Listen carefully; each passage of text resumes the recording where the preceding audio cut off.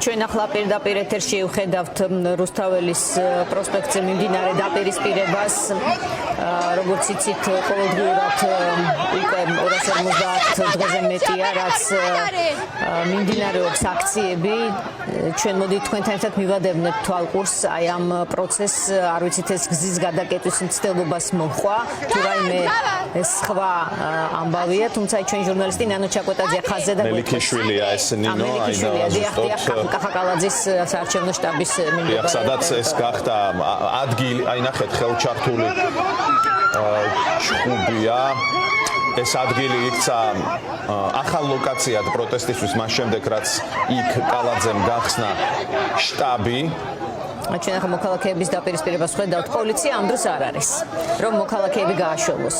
აქ ჩვენ ყოველდღიურად ვხედავდით, უკაცრავად მოდით ნანო ჩაკვეტაძე არის ხაზზე უკვე და ჯობს რომ მან გითხრას. და ვკითხოთ ბარემ სად არის პოლიცია, რომელიც წინა დღეებში ქართული ოცნების წარმომადგენლებისთვის იყო მიყვანილი პრაქტიკულად ყოველდღე. ახლა რატომ არ არის ადგილზე პოლიცია, სადაც მოქალაქეების ეს დაპირისპირება? ნანო კადრიმი და გიჩვენოთ და თავად მოისმენთ, როგორია ვითარება ქართული ოცნების ოფისთან კახიკალაძის საარჩევნო შტაბთან, ქართული ოცნების წარმომადგენლები, ახალგაზრდული ორგანიზაციის წევრები, როგორც ამას მე აქ ვხედავ, დაუპირისპირდნენ აქციის მონაწილეებს, სულ რამდენიმე წუთის წინ მოვიდა მსვლელობა მარში.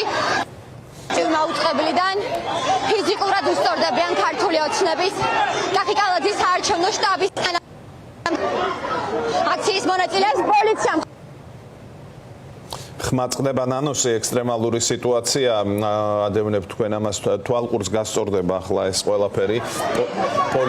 პოლიცია გამოჩნდა იმ მხოლოდ ახლა, იმ მომენტში, როდესაც ნინო ეს დაპირისპირება იყო, ძალიან მწვავე, იქ არ ჩანდნენ პოლიციელები, აი ახლა უკვე ვხედავ. ხედავდეთ ჩვენ კადრს, ნანო ალბათ შემოგვიერთდება.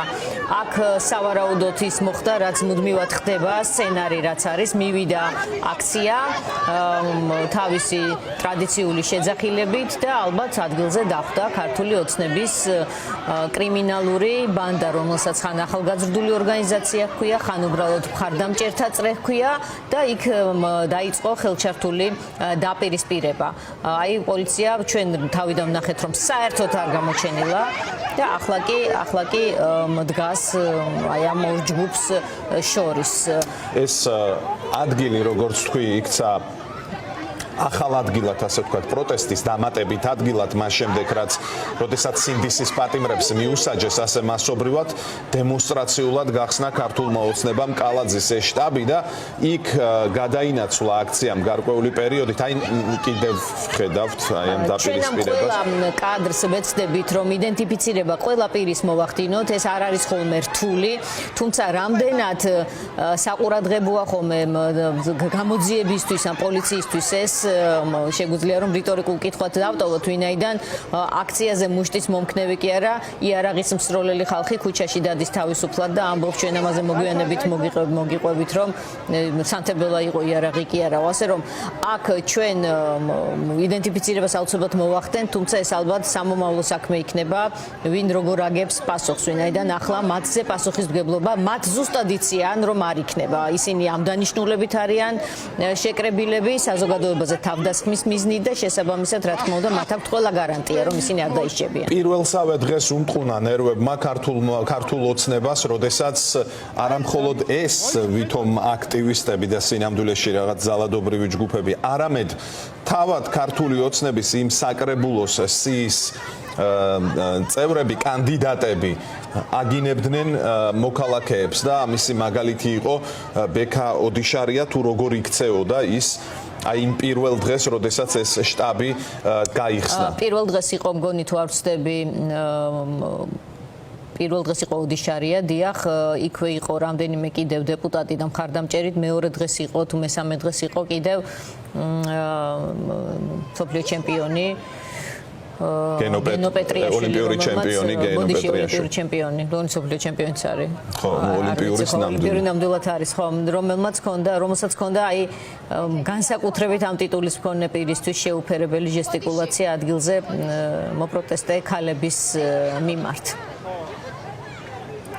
ეს ორივე კადრი არის პირდაპირ ეთერი, სწორედ აი ახლა ამ წუთებში ხდება მელიქიშვილზე ქართული ოცნების მერობის კანდიდატის კახი კალაძის შტაბთან. ვახო, ჩვენ აუცილებლად უნდა ვთქვათ, რომ ხალხი, რომელიც მიდის ამ შტაბთან და შეძახილებით კმაყოფილდება, არასოდეს არც სადმე შევარდნას ლამობს. ისინი არიან მშვიდობიანები, არც